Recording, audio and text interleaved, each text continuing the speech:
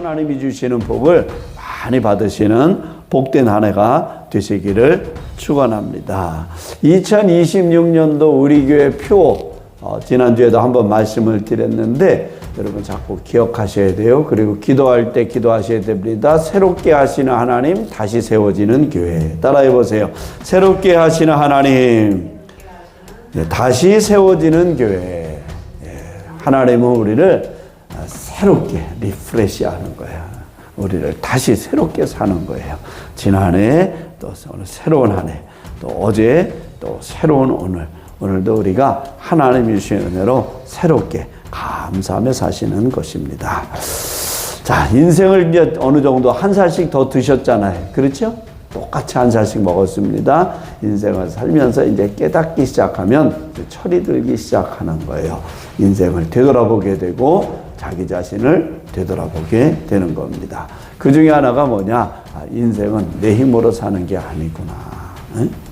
생각 없이 살 때, 조금 철이 없을 때, 아직 어렸을 때는 자기 힘으로 산다고 생각을 해요. 그런데 인생을 어느 정도 살다가 보면 자기 힘으로만 사는 게 아니라는 걸 깨닫게 됩니다. 그래서 철이 들으니까 효도하는 거야. 부모님이 나를 이렇게 키우셨구나. 내 가족, 내 주변에 이렇게 힘들게 나를 돌아보셨구나. 그래서 내가 성장하게 되고 또 학교에 가게 되고 취업하게 되고 또 가정을 이루고 사는 것 가만히 되돌아보면 내 힘으로만 사는 게 아니라 내 주변에 나를 돕는 사람들이 있었다. 깨닫게 하면 이제 깨달으면 철이 드는 거죠. 또 우리 주변에 얼마나 많은 사고들이 일어납니까? 질병으로 인해서 또 여러 가지 위험으로 인해서 어려운 가운데 있는 사람들도 있고 위기 속에 있는데 그때 하나님이 나를 지키고 계시구나. 하나님은 내 눈에 보이지 않지만 이 사고 속에 위험 속에 질병 속에 나를 지키고 계시구나. 오늘 말씀에 보면 이사야 41장 10절 말씀이죠. 두려워하지 말라. 내가 너와 함께함이라. 놀라지 말라. 나는 내 하나님이 됨이라. 내가 너를 굳세게 하리라. 참으로 너를 도와주리라. 참으로 나의 의로운 오른손으로 너를 붙들리라. 2026년도 오늘 이 말씀이 예배를 드리는 모든 성도들의 삶 속에 한 해 동안 이루어지시는 은혜가 있기를 주님의 이름으로 축원합니다. 내가 너를 붙들리라. 내가 너를. 하나님의 위로와 힘이 나를 붙들어 주시는 은혜입니다. 은혜. 하나님이 나를 지켜주시고 계시구나. 하나님이 나를 보호해 주시구나. 그 깨달을 때 저절로 감사하게 되는 거죠. 인생에 대한 어떤 유머가 있더라고요. 유머. 인생 10대를 뭐라 그러냐? 10대에 성공한 사람은 성공한 아버지를 뒀으면 성공한 거래. 10대. 20대는 학벌이 좋으면 성공한 거래요. 30대는 직장, 취업이 됐으면 성공한 거래요. 40대는 좀 넉넉해가지고 남들한테 식사 한 끼 사고 내가 2차까지 쏠게 가서 이렇게 좀 여유 있게 하면은 성공한 거래요.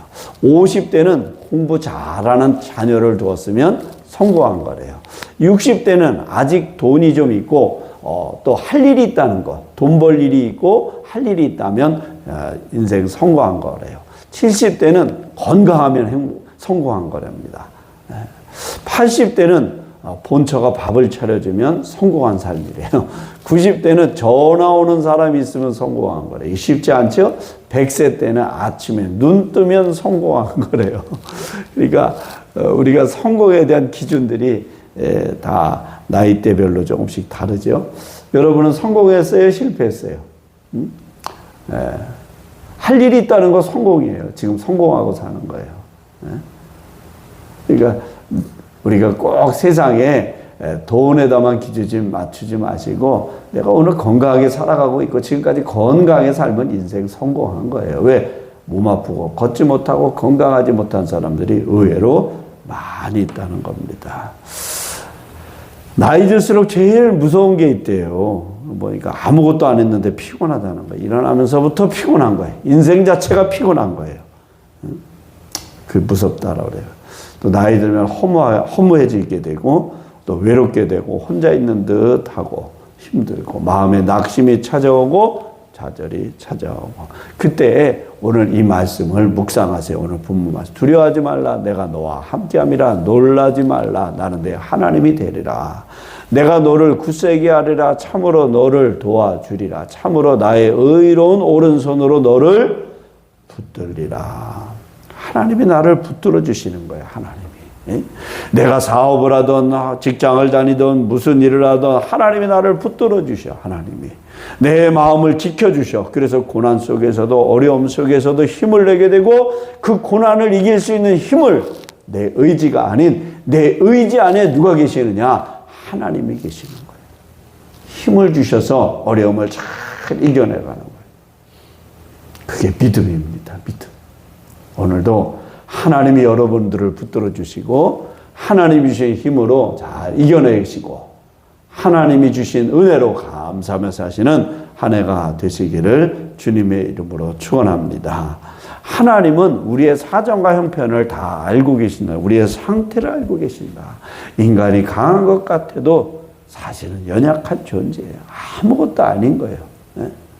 하나님이 우리를 창조하실 때 모든 피조물보다 우리에게 특별한 권한을 주셨지만 인간은 인간이야. 연약한 존재라는 거예요. 성경이 증명하잖아요. 야고보서 4장 14절에 보니까 내일 일을 너희가 알지 못하는도다. 너희 생명이 무엇이냐? 너희는 잠깐 보이다가 없어지는 안개 같은 존재다. 인생 별거 아니라는 거예요. 지나고 나면 이게 지금 힘들고 다 지나갑니다. 이 또한 지나가리라. 여러 가지 일로 우리 마음이 괴롭고 어려도 조금만 참고 견디면 다 지나가요. 왜? 안개 금방 없어집니다. 해만 뜨면 없어지는 게 안개입니다. 있는 것 같은데 없어져. 해만 뜨면 싹 수그러들어. 시간 지나면 다 없어지게 돼요. 시편 103편에 보니까 인생은 그날이 풀과 같으며 그 영화가 들의 꽃과 같도다. 그것이 바람이 지나가면 없어지거니와 그 있던 자리도 다시 알지 못하거니와. 다 지나간다는 겁니다. 그 있던 자리도 다시 알지 못한다는 거예요. 여러분 인생도 마찬가지예요. 우리 지나가면요 다 잊어버립니다.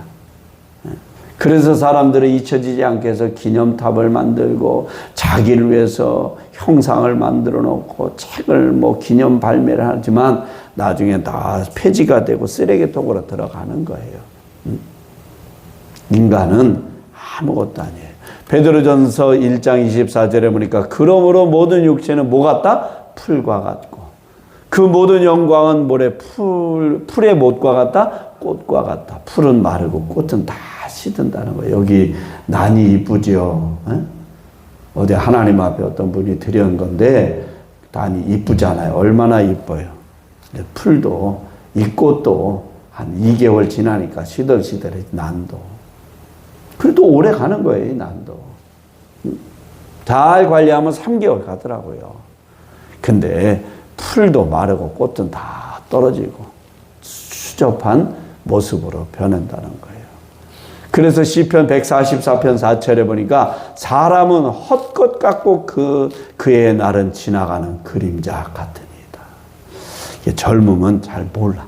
인생을 조금 살아보면 알게 돼. 아, 인생 별거 아니구나. 그림자 같구나. 헛것이구나. 그 인생 자체를 우리가 우리 자신이 되돌아보는 거예요. 불완전한 존재예요. 하나님이 우리를 불완전한 존재, 죄로 인해서 타락한 인간은 결국은 뭐냐? 불완전한 존재요. 어둠 속에 갇히게 되는 존재. 두려움이 찾아오게 되고 인간에게 두려움을 주는 존재. 근데 하나님은 우리에게 두려워하지 말라, 놀라지 말라는 거예요. 오늘 이사야는 주전 700년경 사람이에요. 포로 시대에 쓴 성경이 이사야입니다. 아무 잘못 없이 끌려가서 낙심과 무력감 가운데 미래에 대한 두려움 가운데 사는 이스라엘 백성들에게 하나님의 선지자 이사야가 외친 하나님의 말씀이 오늘 말씀이에요. 꾸짖지 않습니다. 믿음이 없다고 책망하지 않습니다. 고난 속에 어려움 속에 사는 사람들에게 위로를 주신 하나님의 말씀. 하나님은 그렇게 우리를 사랑하고 계신다. 우리의 상태를 다 알고 계시니까. 시편 103편에 보니까 이는 그가 우리의 체질을 아십니다. 하나님은 이미 다 알고 계시다는 거예요. 하나님은 우리의 사정과 형편을 다 알고 계시다. 내가 감추어도 하나님은 다 아셔요. 내가 말 안 해도 하나님은 아셔. 근데 하나님은 알고 계시지만 스스로 자백하기를 원해. 고백하기를 원해. 하나님 앞에. 자기 마음을 내놓고 하나님 앞에 기도로 다 구하기를 원하시는 거예요.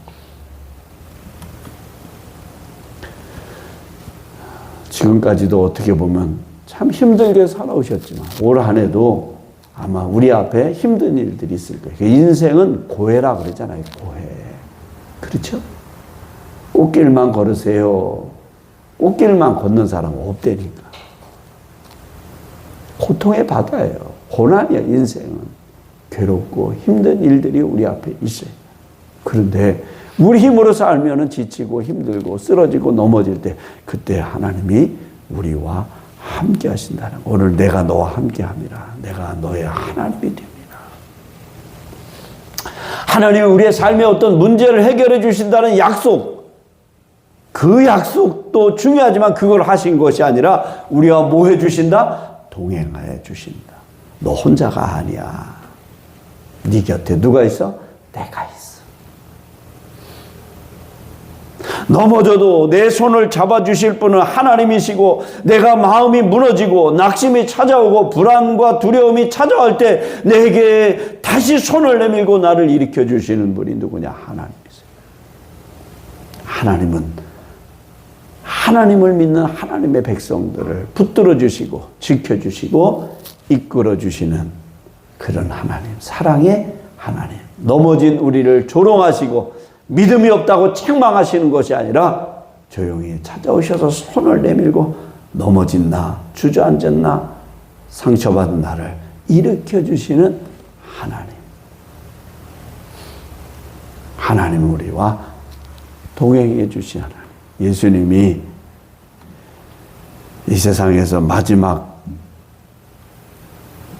공생애를 다 마무리하고 마지막 하신 말씀이 마태복음 28장 18절부터 나오죠. 하늘과 땅의 권세를 내게 주셨으니 그러므로 너희는 가서 모든 민족을 제자로 삼아 아버지와 아들과 성령의 이름으로 뭘 주고? 세례를 베풀고 내가 너희에게 분부한 모든 것을 가르쳐 지키게 하라. 볼지어다 내가 세상 끝날까지 너희와 어떻게 하신다 그랬어요? 항상 함께 있으리라 하시니라. 아멘. 할렐루야. 항상 함께 있으리라. 하나님은 눈에 보이지 않아요. 성령님 눈에 보이지 않아요. 하나님은 영이시라고.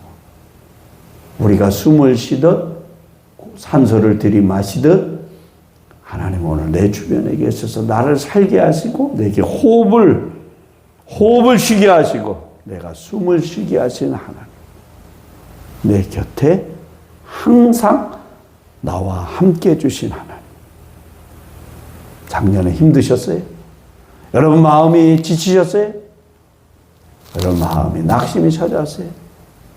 하나님이 함께 계세요. 할렐루야. 내 마음속에도 나와 지금 함께 하시는 거예요. 하나님이 내 앞에 계시고 내 오른편에 계시고 내 안에 계시고 그리고 나를 일으켜 주시는 하나님. 그래서 믿음의 사람들은 다 하나님이 나와 함께하고 있다는 것을 믿었고 하나님이 주신 힘으로 다시 회복되는 은혜를 입게 되는 거예요. 시편 23편 잘 아시죠? 다윗의 기도. 여호와는 나의 목자시니 내게 부족함이 없으리로다. 그가 나를 푸른 풀밭에 누이시며 쉴 만한 물가로 인도하시는도다. 내 영혼을 소생시키시고 자기 이름을 위하여 의의 길로 인도하시는도다. 내가 사망의 음침한 골짜기로 다닐지라도 해를 두려워하지 않을 것은 뭐라고 그랬어요? 주께서 나와 지금 함께 하시고 계시다는 거예요. 주께서 나와 함께 하십니다. 여러분 하나님이 다윗과만 함께 하시는 것 아니에요. 모세와만 함께 하시는 것 아니에요. 다윗과 모세와 함께 하신 하나님이 저와도 함께 하시고 여러분과도 함께 하신다는 거예요. 할렐루야. 하나님이 떠나신 적은 한 번도 없어요. 삶의 희망은 환경이 아니에요. 하나님의 임재지, 임재. 사람들은 눈에 안 보이니까 잘 인식을 못해요. 안 믿어.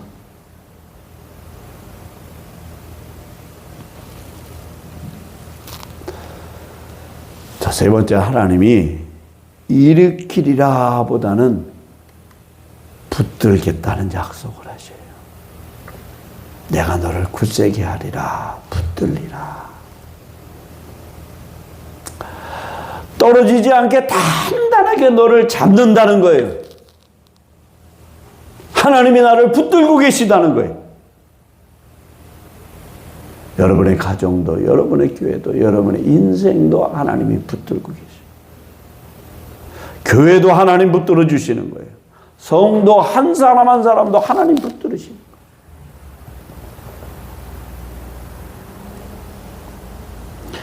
붙들림을 깨달을 때 그때 은혜가 임하게 돼요.